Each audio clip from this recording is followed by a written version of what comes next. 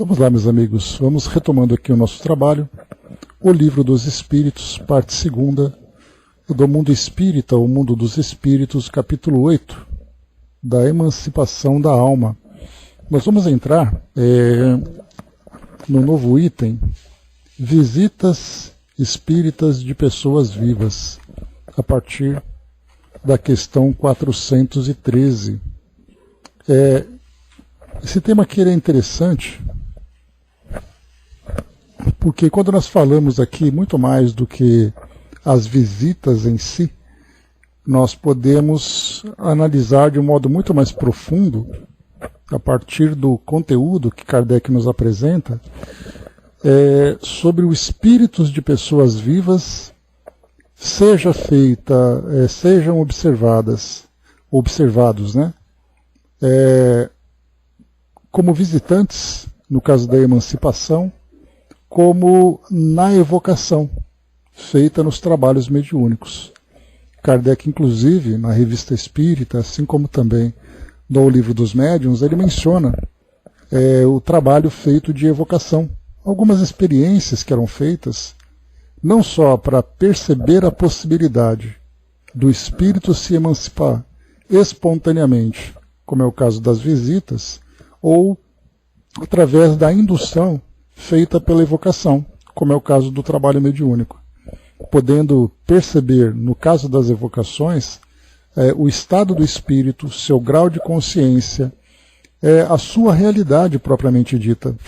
Tanto que nós temos na Revista Espírita de 1860 a evocação de um espírito de uma pessoa viva, de uma jovem que é surda-muda. E ele então se manifesta através de médiuns, falando sobre o seu estado real, a sua consciência, já que ela não pode se manifestar através dos seus sentidos físicos, pela deficiência que o seu corpo apresenta. E a mesma coisa também, o Sr. Vignal, que é um outro também espírito médico lá da sociedade, que se colocou à disposição para essa experiência, que ele se manifesta trazendo, estando consciente, sendo um estudioso espírita, podendo colaborar, passando todas as suas percepções sobre esse estado de emancipação. Então aqui nós temos essas duas possibilidades. Aqui, nesse caso, Kardec ele estuda sobre a visita de pessoas vivas, mas depois a gente pode estender o nosso estudo para perceber o grau de consciência que esse espírito tem. Até porque, quando nós falamos do mecanismo da mediunidade dentro das atividades espíritas, ou mesmo o mecanismo da mediunidade de um modo geral, é importante nós entendermos que é uma relação de manifestação de espíritos, independente deles estarem encarnados ou desencarnados. Porque a ideia, entre aspas, de assombração que nós temos, que são espíritos que aparecem vindos do além, nós temos também a manifestação de espíritos presentes no nosso mundo físico, encarnados, que mesmo assim eles se manifestam, podem ser percebidos e serem rotulados como fantasmas. Então vamos lá, nós vamos aqui avançar, seguir aqui com o nosso estudo, vamos ver o que Kardec nos apresenta sobre esse tema. Essa questão, esse item de visitas de pessoas vivas, vai até 418, não é tão longo assim. Ele apenas manifestou aqui, trouxe para nós a realidade dessa condição. Então vamos a ela. 413, então, Kardec pergunta: do princípio da emancipação da alma, parece decorrer que temos duas existências simultâneas, a do corpo, que nos permite a vida de relação ostensiva, e a da alma, que nos proporciona a vida de relação oculta. É assim? Respondem os espíritos. No estado de emancipação, prima a vida da alma. Contudo, não há verdadeiramente duas existências. São antes duas faces de uma só existência, porquanto o homem não vive duplamente. Então aqui é importante lembrar que não existe essa divisão, uma expressão até pouco usual, mas essa dicotomia separando o espírito do corpo. Nós fazemos essa separação quando nós estudamos a realidade da consciência. A consciência é a consciência espiritual. O corpo físico é um veículo. Porém, durante a existência do espírito no mundo físico, através de uma reencarnação, ele está diretamente vinculado com o corpo físico. Então ele não tem uma vida espiritual e uma vida física. Ele tem apenas uma vida, que ora se manifesta no mundo espiritual, que ora se manifesta no mundo físico. Então ele não tem duas vidas diferentes. A sua vida é a mesma. Seria como se nós pudéssemos trazer uma pequena comparação de uma pessoa que tem a sua vida profissional e a sua vida pessoal. No seu trabalho ele se manifesta dentro ali das necessidades da atividade que ele exerce, enquanto que em casa, na sua vida familiar, na sua vida pessoal, ele traz ali os interesses das suas relações. Então ele é o mesmo, porém ele se manifesta em ambientes diferentes. Então aqui, por isso é colocado para nós, que na emancipação, o que prima, quer dizer, aquilo que é o principal, é a vida da alma. Por quê? Porque a consciência é do espírito. E se o espírito está encarnado, ele se manifesta através do corpo físico. Se ele está emancipado, ele se manifesta através da sua realidade espiritual. Então, mas não há duas existências como nós podemos imaginar, porque geralmente isso vai muito além do que nós pensamos. Quando nós falamos sobre essa divisão, que equivocadamente muitas vezes nós acabamos observando, e quando eu falo nós, não apenas nós espíritas, mas nós falamos nós, seres humanos de um modo geral, dependendo da filosofia, dependendo da religião que se tem, nós vamos perceber que é assim, quando eu estou vivo, eu sou uma pessoa, quando eu morro, eu sou outra pessoa. Que é exatamente isso que a doutrina trouxe como sendo ali um grande divisor de ideias, mostrando que o espírito encarnado, ele vive a sua vida no mundo físico de acordo com seus interesses, e quando ele desencarna, ele continua sendo a mesma pessoa. Inclusive, que a doutrina espírita reforça, é exatamente através das manifestações desses espíritos. Porque nós observamos também algo que é bastante interessante, que nós vimos, inclusive, naqueles artigos do espírito Alfredo. Vocês se lembram, né? O Alfredo, ele era um espírito ele era um trabalhador espírita de um centro aqui de São Paulo. E aí então, o Alamar Regis, né, nosso saudoso amigo, ele fez esse trabalho de observação. Era num centro espírita, ele foi autorizado a fazer as gravações da reunião mediúnica, das reuniões mediúnicas, e depois ele fazia a transcrição desse material. E aí então trouxe para cá, nós chegamos a ler, discutimos algumas coisas, e era interessante que o Alfredo ele se manifestava na reunião mediúnica do centro espírita que ele frequentava. Ele era uma pessoa espirituosa, extrovertida, né, uma pessoa espontânea, e durante a reunião mediúnica ele se manifestava com a mesma personalidade que ele tinha quando encarnado. E aí então, nessa manifestação, muitas vezes ele encontrava alguns trabalhadores que eram mais antigos, que eram mais resistentes a essa espontaneidade na reunião mediúnica. Exigia dos trabalhadores e exigia dos espíritos um comportamento bastante, digamos, cerimonial. Aquela coisa séria, aquela coisa sisuda. E o Alfredo, então, quando ele se manifestava, ele conversava, ele perguntava, como é que vocês estão? Poxa, que saudade, não sei o quê. Chegava até a falar de futebol. Como muitas vezes aqui Kardec também observava na reunião com os espíritos a espontaneidade que eles tinham. Então, o que isso mostra para nós? Que o espírito continua sendo quem ele é. Se ele é sério, ele continua sendo sério. Se ele é brincalhão, ele continua sendo brincalhão. Se ele é um espírito de bom caráter ou mau caráter, ele continua sendo quem ele era. Até que ele começa, então, a adotar um outro comportamento pelo próprio ambiente onde ele se encontra.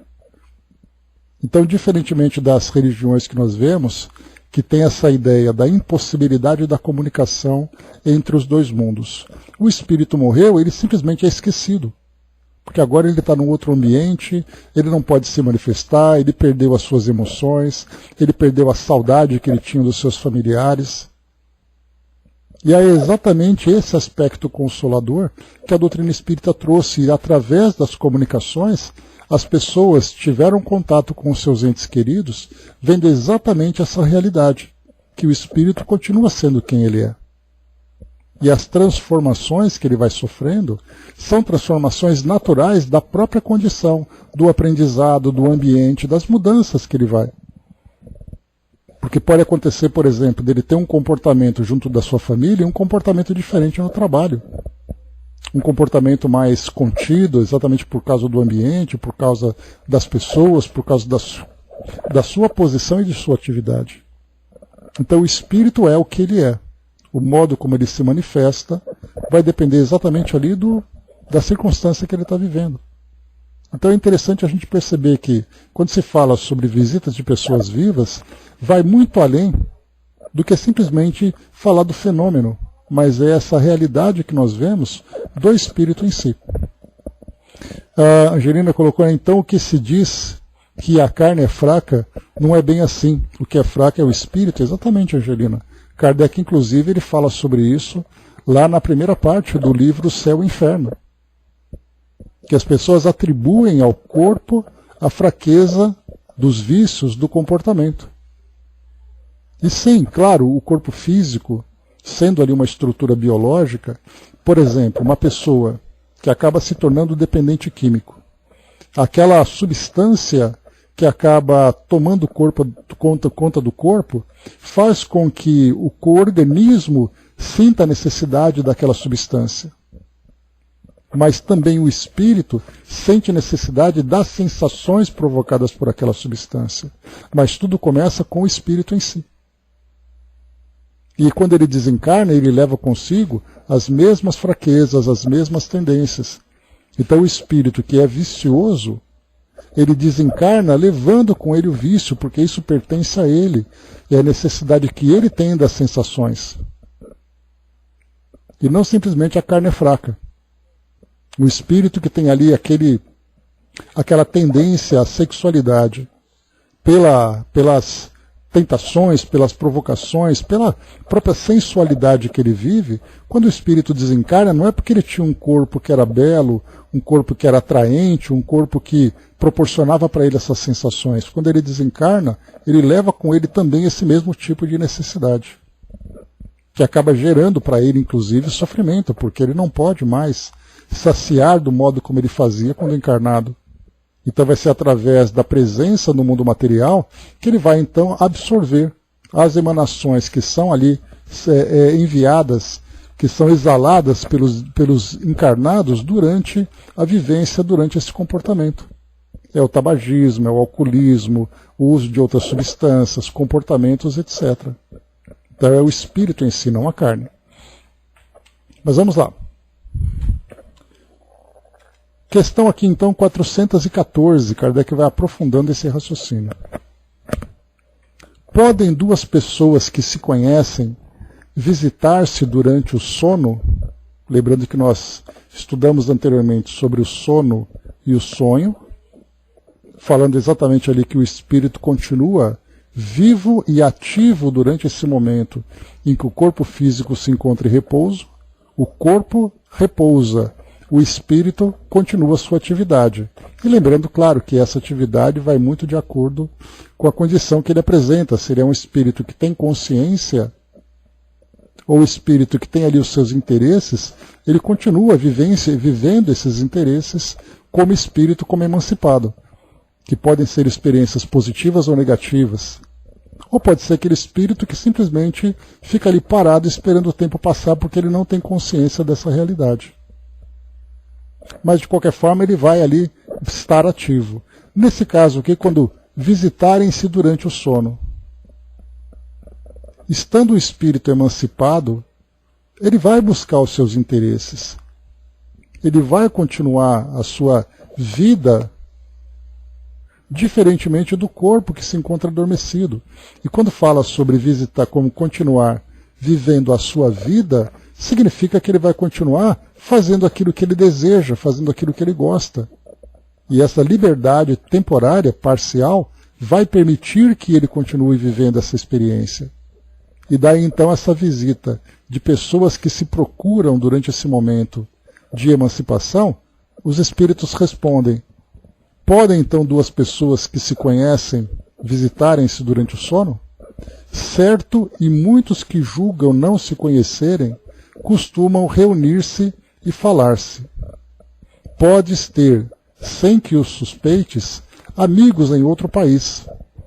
É tão habitual o fato de irdes encontrar-vos, durante o sono, com amigos e parentes, com os que conheceis e que vos podem ser úteis, que quase todas as noites fazeis estas visitas. Aqui, quando a gente pensa de algo produtivo, nós sempre vamos ver espíritos, né, que, ao emanciparem-se, e gostaríamos muito de que nós estivéssemos nesse meio, nós interagiríamos com esses espíritos desencarnados relacionados com a atividade que nós desempenhamos, e da mesma forma, estando presentes outros espíritos encarnados que através da emancipação se reúnem.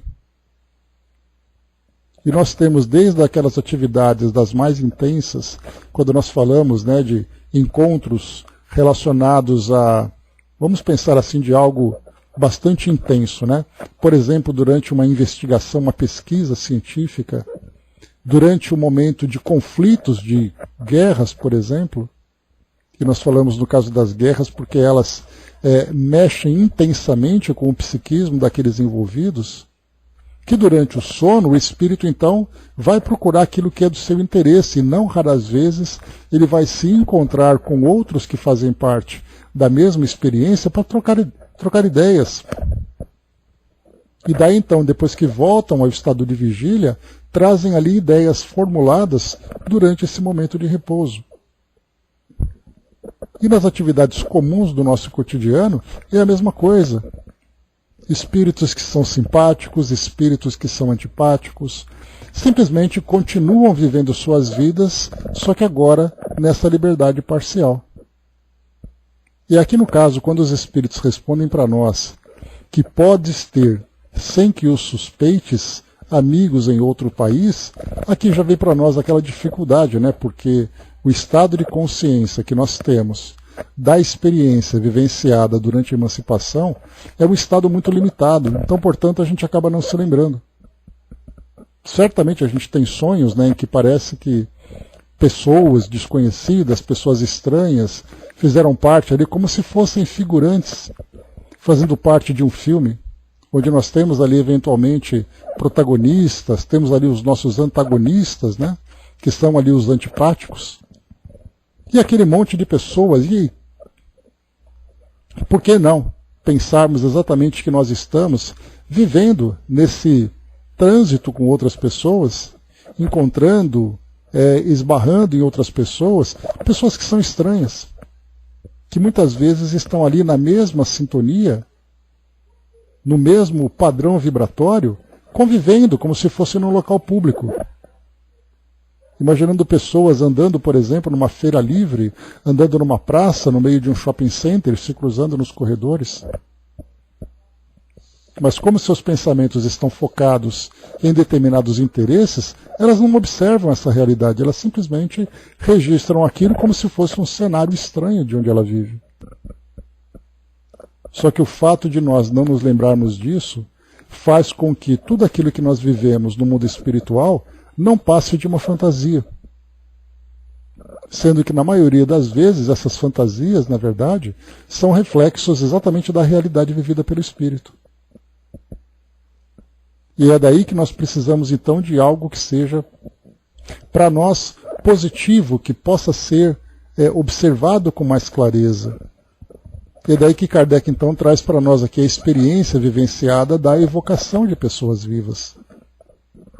Se a pessoa pode ser evocada e ela manifesta ali o seu grau de consciência, manifesta os seus interesses e tudo mais, por que não fazer isso de modo espontâneo durante o sono?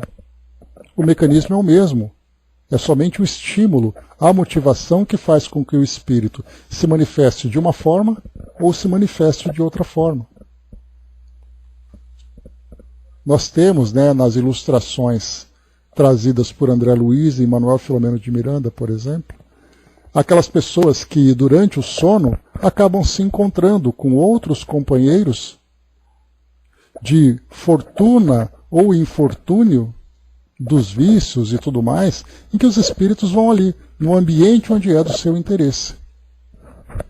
Cada um procura aquilo que o satisfaz. E durante o sono, a gente lembra que muitas vezes, pelo fato de nós não estarmos com a nossa consciência alerta, os nossos valores ali mais aflorados, o espírito muitas vezes durante o sono, ele vive e busca experiências que durante o estado de vigília ele não faz isso. Exatamente por causa do ambiente social, pelos constrangimentos, pela percepção que ele tem. Mas durante o sono, como tudo se parece uma fantasia, ele deixa que isso aflore. E é aí que muitas vezes nós vamos perceber que aquele nosso juiz da consciência que vai julgar o nosso comportamento acaba não se comportando, não se manifestando durante esse período de emancipação.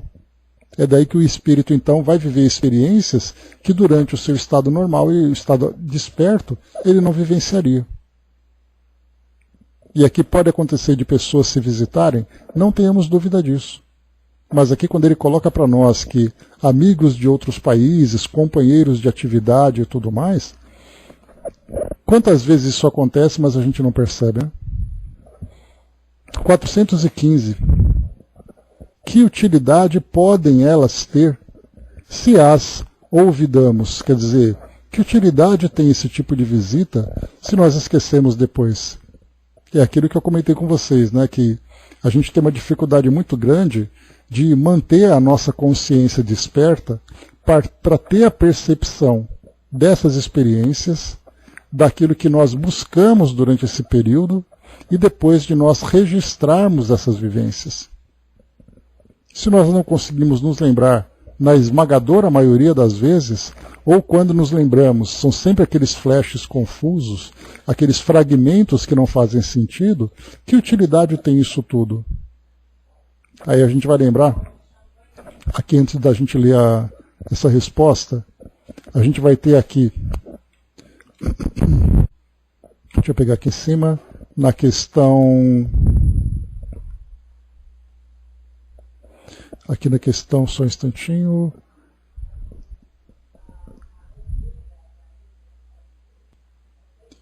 aqui 409,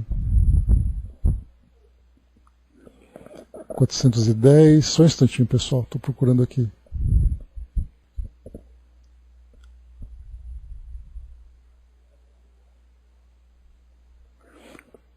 Está aqui, por exemplo, 400 e... Não, mais para frente aqui, Angelina. 405. Acontece com frequência verem-se em sonho coisas que parecem pressentimento. Não, não é esse. Cadê aqui? Aqui na 413. Está aqui, 403. Por que não nos lembramos sempre dos sonhos? Eu leio a 407 já. Em que o chamas sonho, só há o repouso do corpo, visto que o espírito está constantemente em atividade. Recobra durante o sono um pouco da sua liberdade e se corresponde com o que lhe são caros, quer neste mundo, quer em outros. Mas como é pesada e grosseira a matéria que o compõe, o corpo dificilmente conserva as impressões que o espírito recebeu, porque a este não chegaram por intermédio dos órgãos corporais. Então não foram os nossos sentidos físicos que registraram essa experiência, foi então o sentido dos espíritos. Foram o sentido dos espíritos. Na 407, que a Angelina trouxe para nós aqui. É necessário o sono completo para a emancipação do espírito? Aqui ele colocou para nós, que basta que os sentidos entrem em torpor para que o espírito recobre a sua liberdade. Para se emancipar, ele se aproveita de todos os instantes de trégua do corpo que o corpo lhe concede, desde que haja prostração das forças vitais, o espírito se desprende, tornando-se tanto mais livre, quanto mais fraco for o corpo. Quer dizer, são emancipações naturais que nós vamos encontrar. Então aqui, o que nós vamos perceber nessa 415, voltando para ela, que utilidade podem ter se as ouvidamos? Então vai lembrar sempre aqui, né? Então, de ordinário, quer dizer, normalmente, ao despertardes, guardais a intuição desse fato, do qual se originam certas ideias que vos vêm espontaneamente, sem que possais explicar como vos acudiram. São as ideias que adquiristes nestas confabulações. Então, aqui é praticamente o mesmo conteúdo que nós vamos ver durante o sonho. Então, a gente vivencia, não tem recordação do que foi vivido, exatamente porque nós não registramos com os nossos órgãos físicos, mas as impressões, as ideias, de um modo geral, acabam ficando registradas. A essência daquilo que foi vivenciado. Na maioria das vezes, como os espíritos responderam, nós vamos dizer que, colocando ali, descansando, que durante esse momento de repouso, e isso a neurociência fala sobre isso, é aquele momento em que o cérebro organiza as suas ideias. E a gente então vai ter aquele pensamento de que durante esse momento em que nós estamos organizando essas ideias, raciocínios novos, pensamentos novos surgem. Só que durante esse momento de emancipação que ele está vivenciando, essas interações com o mundo espiritual e até mesmo esse estado de consciência mais desperto que ele acaba percebendo, fica então depois atribuído simplesmente a um descanso do cérebro e não simplesmente a vivência do espírito.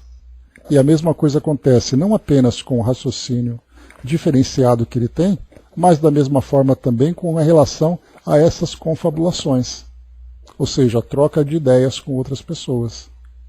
Na maioria das vezes, aqui no mundo que nós vivemos, pelo fato de nós termos ainda uma limitação nos nossos valores, né? Vivermos muito mais das sensações do que das ideias, isso não impede, naturalmente, que a gente vá viver essas experiências.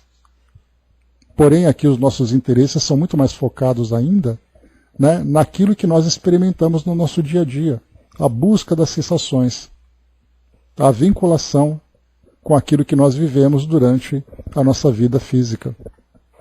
Então, nós em emancipação, nós estamos ainda buscando aquilo que é do nosso interesse. Mas claro, nós temos ali a oportunidade, né, de estarmos vivendo o desenvolvimento do nosso intelecto, as atividades relacionadas com o nosso trabalho. E aí, durante esse momento de desdobramento, nós continuamos, então, em busca dessas atividades. Quanto mais intensas são as experiências que nós vivemos aqui no nosso mundo físico, sejam elas vivências pessoais, vivências que estimulam a nossa inteligência, mais o espírito busca quando ele continua na emancipação. É como se ele dissesse assim, olha, eu vou aproveitar esse tempo para continuar fazendo aquilo que eu fazia, para continuar buscando aquilo que eu desejo. Então, por isso a gente tem que, nós não nos lembramos dos fatos, mas nós guardamos as impressões. E essas impressões chegam, seja pela condição que o espírito se encontra, com a sua consciência mais expandida, por estar temporariamente liberto do corpo, seja porque ele troca ideias, seja com encarnados, seja com desencarnados.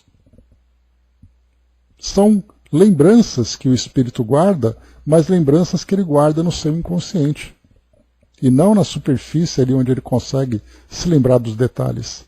E isso quando nós vamos encontrar espíritos que trazem ali uma facilidade maior, uma capacidade anímica de viver essas experiências. Aí ele tem registros muito mais claros. Seja através de um treino, como acontece hoje nas técnicas de emancipação, seja por uma condição natural, o espírito registra isso com mais clareza. A gente viu, por exemplo, durante os estudos dos livros de Dona Ivone do Amaral Pereira, quando ela comentava que ela aguardava o momento do sono, assim como o Divaldo comentava, assim como o Chico também comentava, nós vamos perceber então que durante esse momento do sono, tão aguardado por muitos deles, Eles viviam essas experiências de um modo bastante lúcido. Eu quase falo absolutamente lúcido, mas não seria a palavra certa, porque por mais facilidade que o médium tenha de viver essa experiência de emancipação, ele não foge, que vai limitar a sua percepção. Então ele vai ter clareza daquilo que ele viveu? Sim, clareza, mas seria 100% da experiência? Não seria 100%, porque para viver 100% daquilo que o mundo espiritual pode oferecer, o espírito tem que estar 100% vinculado a ele. Ou melhor, ele tem que estar 100% envolvido por esse ambiente. Como nesse caso ele não tem essa porcentagem toda, ele vai viver relativamente das lembranças que ele trouxe do mundo espiritual. Braz lembrou aqui, né, na experiência de quase morte, as pessoas mudam sua realidade de vida e muitos abandonam suas religiões ou se apegam a ela, né, Braz? Depende muito de cada um. Nós temos aqueles que fortalecem suas crenças exatamente por terem vivido esse contato, essa experiência espiritual durante esse período, que pode ser mais ou menos intensas, e outros acabam ali abandonando, mas é cada um ali vivendo a sua, colhendo o resultado daquilo que vivenciou. A Angelina lembrou aqui, né? Ontem novamente fui dormir, mas fiquei acordada até a madrugada. Não sabia onde, pessoas falando, né? Pedindo socorro, né? Então a gente tem ali a percepção, porque da mesma forma que nós vimos que lá na questão 405 que eu li agora há pouco, falava que basta que você tenha o relaxamento do corpo físico para que o espírito emancipe, basta também que o médium vivencie esse momento de relaxamento, que as suas percepções se tornem mais aguçadas. E aí então ele começa a perceber ideias, pensamentos, sentimentos, médium sensitivo, né? Acaba vivendo isso, não tem jeito. A Angelina colocou, a Mami colocou, né? Dona Ivone se esqueceu da música. Não lembro dessa parte, Mami, coloca para nós aí, por favor. Mas de qualquer forma é aquilo que a gente vê agora. O espírito durante esse momento de sono, ele tem então essas percepções. E aqui então, qual é a utilidade? A utilidade é exatamente aquilo que ele guarda do seu conhecimento, daquilo que ele absorveu, das ideias novas que chegaram, né? Então, tudo isso facilita para ele a sua vivência aqui no mundo físico. E a gente pode imaginar, assim como nós vimos Divaldo, que eu comentei com vocês, né? Divaldo, o Chico e a Dona Ivone, né? Podemos imaginar, por exemplo, Jesus na sua época de encarnado. Sendo esse espírito tão evoluído, esse espírito em que a matéria quase nada influenciava, e a gente diz quase nada, porque a gente vai lembrar sempre, né, que a matéria, sim, ela exerce uma influência sobre o espírito. Mas essa influência pode ser maior ou menor, quanto mais vinculado o espírito está. Mas, de qualquer forma, estando encarnado, ele vai viver a realidade encarnada, não tem como se livrar disso. Mesmo que seja aquele 0,01% de influência, o corpo físico vai exercer. Mas aí nós vamos lembrar então que o espírito vive aqui no mundo físico. Durante a sua emancipação, ele vai dar continuidade naquilo que ele faz. 416, vamos lá. Pode o homem, pela sua vontade, provocar as visitas espíritas? Pode, por exemplo, dizer, quando está para dormir, quero esta noite encontrar-me em espírito com fulano, quero falar-lhe para dizer isto.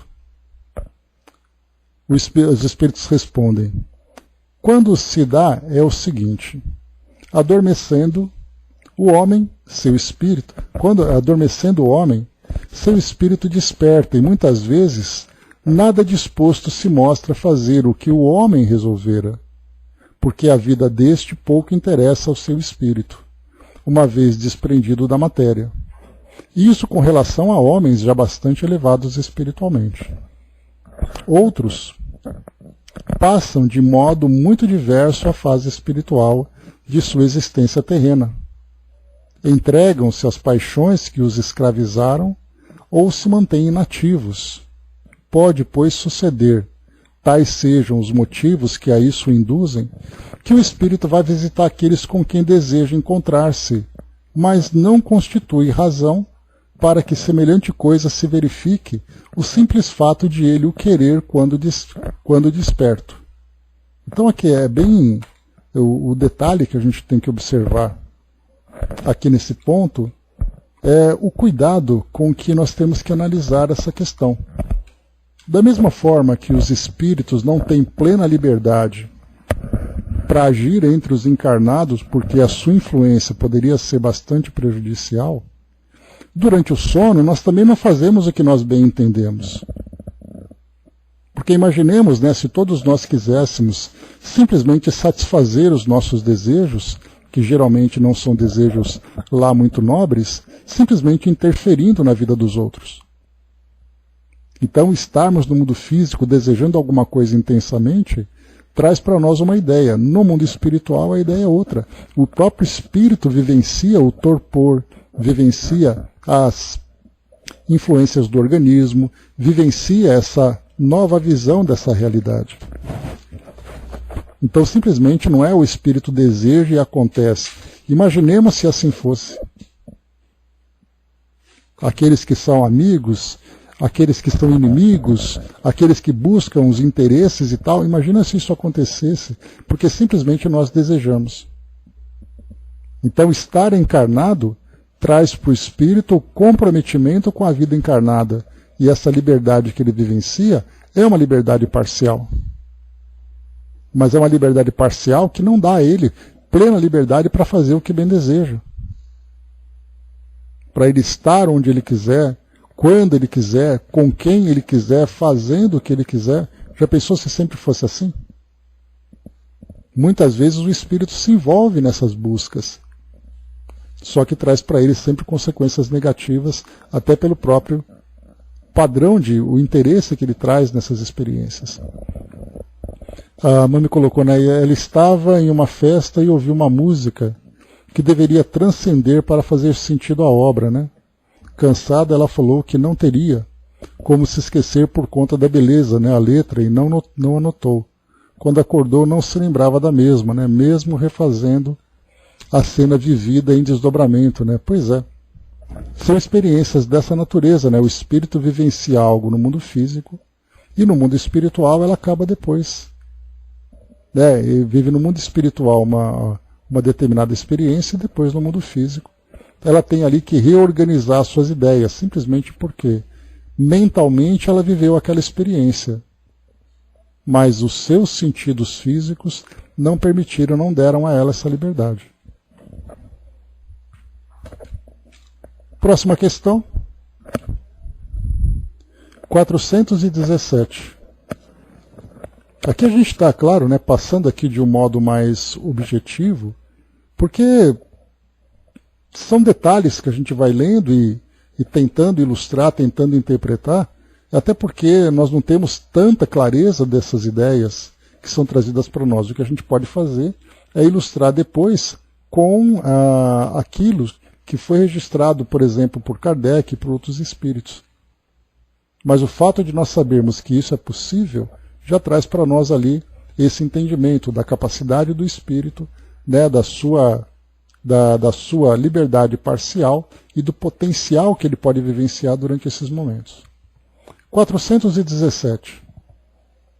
Podem espíritos encarnados reunirem-se em certo número e formar assembleias? Lembra que eu comentei com vocês agora há pouco? Que dependendo do tipo de experiência que os espíritos estão vivendo, a intensidade dessas experiências vai fazer com que os interesses que nós temos aqui transcenda a vida no mundo físico e dê continuidade no mundo espiritual. Pessoas que se reúnem por causa de experiências religiosas, por causa de experiências profissionais, por causa de experiências sociais, que foi o caso que eu falei para vocês dos conflitos que nós temos hoje no mundo. Imaginemos no mundo espiritual os espíritos dando continuidade a essas experiências. Então respondem aqui os espíritos. Sem dúvida alguma, os laços antigos ou recentes da amizade costumam reunir desse modo diversos espíritos, que se sentem felizes de estar juntos. Aqui, claro, o interesse a resposta desses instrutores espirituais que respondem a essa questão falam da felicidade dos espíritos por estarem juntos. Mas pensemos também nos encontros que não são nobres. Porém, os interesses são muito intensos e os espíritos se buscam para dar continuidade nisso.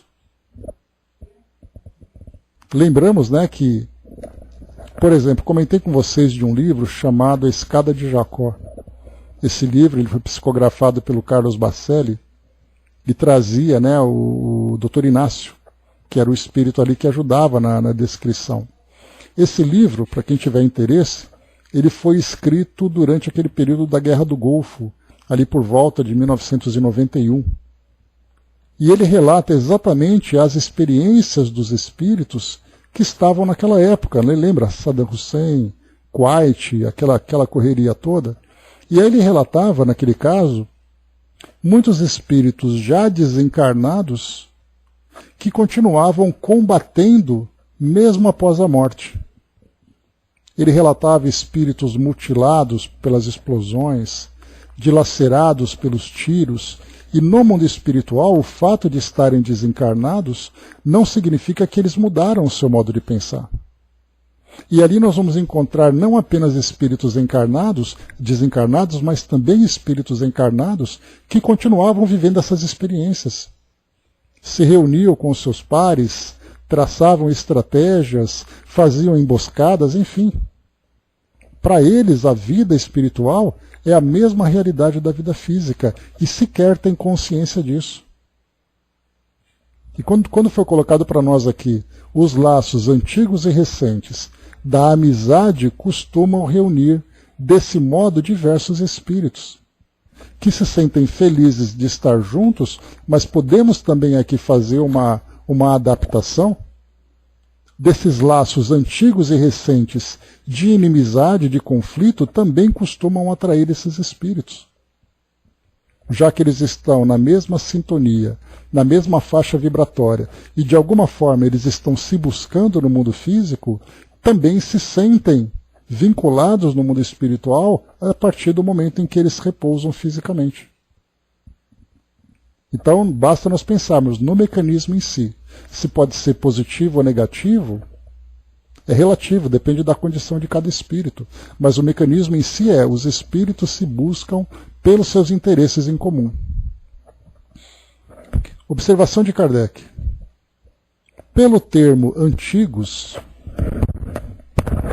se devem entender os laços de amizade contraídos em existências anteriores.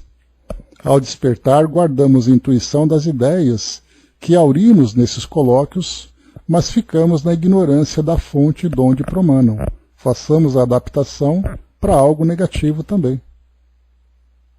Os laços de inimizade que foram contraídos em existências anteriores, inimigos do passado, que continuam se buscando, continuam se encontrando.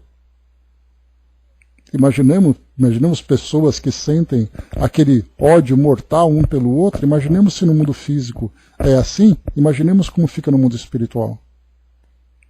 Mas é claro que a nossa visão da realidade em si que nós estamos aqui vivendo é uma realidade que busca sempre essa transformação positiva. Portanto, a vida espiritual pode ser para nós limitada nesses nossos interesses terrenos. Mas ela pode também se expandir e nos oferecer maravilhosas oportunidades de encontro no mundo espiritual para darmos continuidade nas nossas realizações nobres.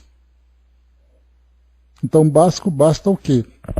O mecanismo existe, que nós utilizemos esse mecanismo para buscar exatamente aquilo que vai nos favorecer. É isso que nos vai, então, possibilitar o aprendizado, a transformação, a instrução, para nós aproveitarmos cada momento nosso, seja encarnados, seja como desencarnados, ou melhor, encarnados, seja emancipados, exatamente para sempre buscar o nosso aprendizado, o nosso crescimento. Assim como nós pegamos esses grandes médiuns que nós conhecemos, que durante esse momento do repouso físico davam continuidade nas suas atividades, se instruíam, trabalhavam, colaboravam durante a emancipação, para nós essa é uma referência percebendo que isso é possível fazer, que isso nos traz benefícios, que nós podemos utilizar isso a nosso favor. Do contrário, nós vamos viver simplesmente pelos impulsos, na ideia de deixa a vida me levar. E se a nossa vida é vinculada aos interesses terrenos, no mundo físico nós continuaremos vivendo os interesses terrenos, seja isoladamente, seja coletivamente nessa ideia de assembleias que Kardec menciona aqui. 418, para concluirmos aqui esse nosso item. Uma pessoa que julgasse morto um de seus amigos, sem que tal fosse a realidade, poderia encontrar-se com ele em espírito e verificar que continuaria vivo? E, dado o fato, poderia, ao despertar, ter dele a intuição? Aqui Kardec traz uma situação que pode ser uma situação hipotética, como pode ser alguma experiência vivida por alguma pessoa ali da relação, ou mesmo de Kardec. Quando ele pergunta aqui, olha, eu acho que ele morreu, será que ele pode me dar notícia de que ele não morreu? E a gente ter essa intuição, quer dizer, aquela tranquilidade, né? Imaginar, por exemplo, uma mãe, um pai, um companheiro, companheira, que tem aquela ideia de um ente muito querido, que de repente tem aquele medo, será que ele morreu? Alguma coisa está me deixando angustiada? E aí então eles se encontram espiritualmente e depois que ele acorda, ele vai trazer aquele conforto. É possível isso acontecer? Respondem os espíritos. Como espírito, a pessoa que figuras pode ver o seu amigo e conhecer-lhe a sorte. Se lhe não houver sido imposto, por prova, crer na morte desse amigo, poderá ter um pressentimento da sua existência, como poderá tê-lo de sua morte.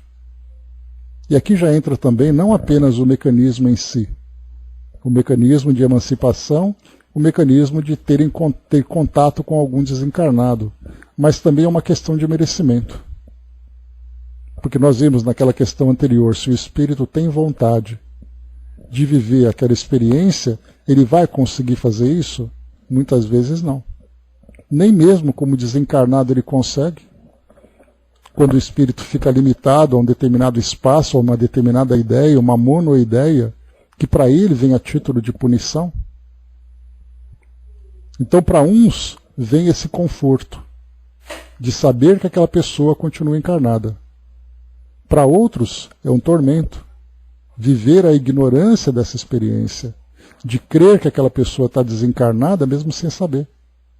A gente vê isso, não é muito difícil não, é muito mais rápido, muito mais prático, muito mais comum do que a gente imagina. Nós tivemos uma experiência familiar de uma pessoa próxima nossa, que o pai, sofrendo uma doença degenerativa, mental, ele acabou saindo de casa e não voltou mais. A família ficou durante meses sem ter notícia dele. Onde será que ele foi? O que aconteceu? Não havia sonhos, não havia notícias, por mais que se procurasse, até que em um determinado momento acabaram percebendo, encontraram um corpo e viu que ele estava desencarnado. Mas ele viveu durante esse período, a família e os amigos, essa angústia de se perguntar onde será que aconteceu? O que será que aconteceu e onde essa pessoa está? Desses desaparecimentos que nós temos hoje, que nós encontramos, né, de crianças desaparecidas, pessoas que somem, por que não podem ter notícias se espiritualmente elas poderiam se buscar? O que exatamente isso traz de aprendizado para esses espíritos? Nós não sabemos. Mas se é possível se encontrarem, por que não se encontram? Não sabemos. É falta de capacidade, é falta de entendimento, é falta de merecimento? Cada situação vai trazer para o espírito uma determinada experiência. Então aqui é muito mais comum do que a gente imagina. Nós tivemos, por exemplo, né, no caso de conflito que nós estamos vivendo, alguém que sai para participar de um combate e morreu ou não morreu? E naquela época era muito mais difícil, né? Porque os meios de comunicação não permitiam essa facilidade. Hoje, mesmo com os meios de comunicação, nós encontramos essas dificuldades de localização de uma pessoa desaparecida. Imaginemos naquela época como era difícil. Então por que isso não acontece? Se tivesse que acontecer, aconteceria. Se não aconteceu, não era para acontecer. Então, meus amigos, é isso. Vimos aqui então nesses itens essa parte da experiência vivida por espíritos emancipados, né? Por espíritos não, né? Nós vivemos todos os dias isso. E aqui, como eu comentei com vocês, essa é a parte que nós temos de visitas entre pessoas vivas.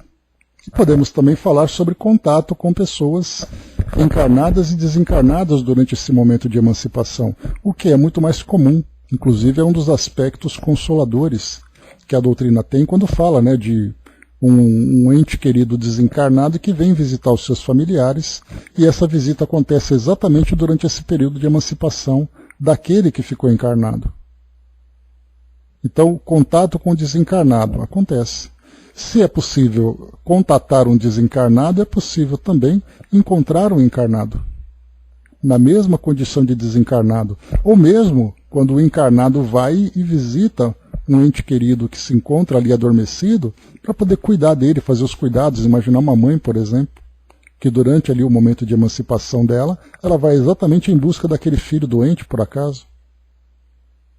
Vimos também aqui que esse mecanismo pode trazer para nós a possibilidade dessa experiência, seja ela induzida por uma evocação, seja ela espontaneamente, através da simples emancipação, que os espíritos se buscam, podem viver experiências individuais ou podem viver experiências coletivas.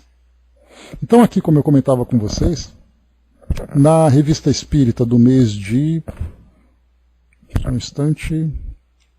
março de 1860, Kardec tem aqui estudos sobre o espírito de pessoas vivas. Aí ele fala aqui do Dr. Vignal, só para a gente ver a introdução aqui, né? O Sr. Vignal, membro titular da sociedade, tendo se oferecido para servir a um estudo sobre uma pessoa viva, como ocorreu com o Conde de R., foi evocado na sessão de 3 de fevereiro de 1860. E aí perguntado a São Luís, podemos evocar o Dr. Vignal? Sem nenhum perigo, pois para isso ele está preparado. E aí é feita a evocação e tudo mais. E aqui é até um artigo longo que Kardec publicou, que ele traz aqui 60 perguntas, 66 perguntas. Depois aqui temos um ditado do Dr. Vignal. E depois está aqui, ó, senhorita Endermule, surda-muda de nascença, 32 anos, viva, residente em Berna, se não me engano, Alemanha, Berna. E a mesma coisa, podemos entrar em comunicação com o espírito da senhorita Endermule? Podeis. Fez a evocação. E aí então São Luís aqui também. Podeis dizer-nos se o espírito que responde é realmente o da senhorita Endermule? Posso afirmar e vou-lo afirmo. Estais mais adiantados e credes que se fosse um outro que respondesse em seu lugar, isso seria embaraçoso? E aí depois então começa a conversar com o espírito. Sabeis exatamente onde estais nesse momento? Perfeitamente. Pensais que eu não tenha sido instruída sobre isso? Está aqui na Suíça, ela está. Como podeis responder aqui se o vosso corpo está na Suíça? Então, Suíça, França. Porque não é meu corpo que responde. Aliás, como bem o sabeis, ele é absolutamente incapaz de o fazer. O que faz vosso corpo nesse momento? Cochila. Está com saúde? Excelente. Quanto tempo levastes para vir da Suíça até aqui? Um tempo inapreciável para vós. Então, quer dizer, daqui vai desenvolvendo depois essa conversa, mostrando da mesma forma que, como eu comentei com vocês também aqui numa certa ocasião, que aqui em São Paulo, no Centro Espírita Nosso Lar, Casas André Luiz, nós tivemos aquele trabalho mediúnico e que começaram a receber visitas de espíritos durante os trabalhos mediúnicos de pacientes do hospital que eles cuidam aqui em São Paulo, de pessoas com deficiências, principalmente deficiências intelectuais. E esses espíritos, não podendo se comunicar, muitas vezes pelo estado grave em que se encontravam, pelo grau de limitação que eles tinham, eles se manifestavam na reunião mediúnica. Eis aqui então experiências que nós vamos notando, percebendo que o fato do espírito estar encarnado não limita as suas manifestações, não limita as suas experiências, as suas vivências enquanto espírito. Então é isso, meus amigos, fechando por aqui o nosso trabalho de hoje, o nosso próximo encontro. Deixa eu pegar aqui rapidinho, o nosso próximo encontro. Transmissão oculta do pensamento. Falaremos aqui também. Tá, onde está a brasa esse daí? Espírito Jade? Não me recordo. No livro dos médiuns também, eu acabei não me aprofundando aqui. Ah, sim, verdade. A mesma coisa também. Inclusive eu trouxe ele para nós aqui, comentei com vocês uma vez sobre isso, quando a gente falava sobre a parte de influência do organismo sobre o corpo. Então, aqui nós teremos no nosso próximo encontro transmissão oculta do pensamento. E claro, Kardec também relata na Revista Espírita outras experiências, né? A história da famosa tabaqueira, aquele pote de rapé, na verdade, que fala sobre o laboratório do mundo invisível, conta a história exatamente de um